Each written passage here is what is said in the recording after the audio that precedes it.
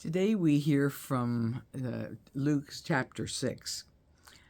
How can you say to your brother, "Brother, let me remove the splinter in your eye," when you do not even notice the wooden beam in your own?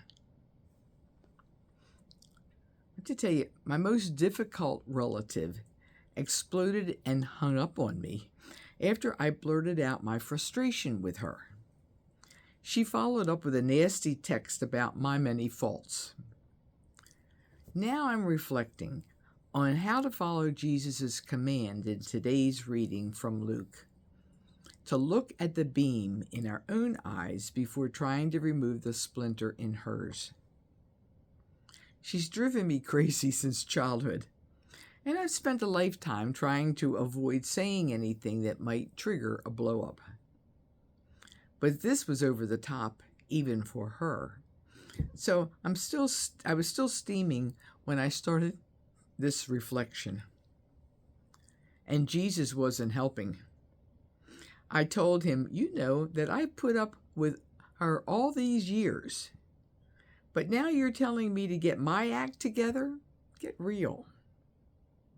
Then I cooled down, searching for a message in the gospel that would help. Finally, I realized that Jesus is teaching us how to cope with family relationships that you can't entirely walk away from, even when you're angry, or at least not in my family. I found that his most important lesson is that we can't change the other person, only ourselves. I resolved to focus on this, even if it doesn't seem fair. With that shift, I somewhat grudgingly began to examine the beam in my eye, while asking Jesus to do something about the splinter in hers. I asked myself the following questions. Why can't I forgive and forget old grievances?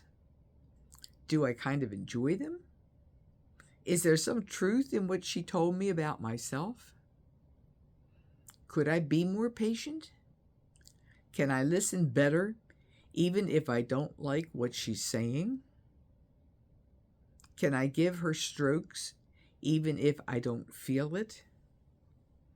At least Jesus knows I'm trying, and that I pray daily for my relative.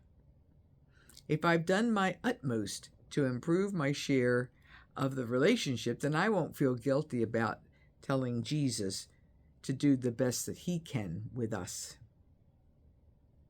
One important closing note. If a person is abusive, rather than just annoying or off base, sever the relationship. You have a right to be treated respectfully and to set boundaries. Jesus never asks any of us to let a toxic person destroy us. He knows the difference between beams and splinters. Amen.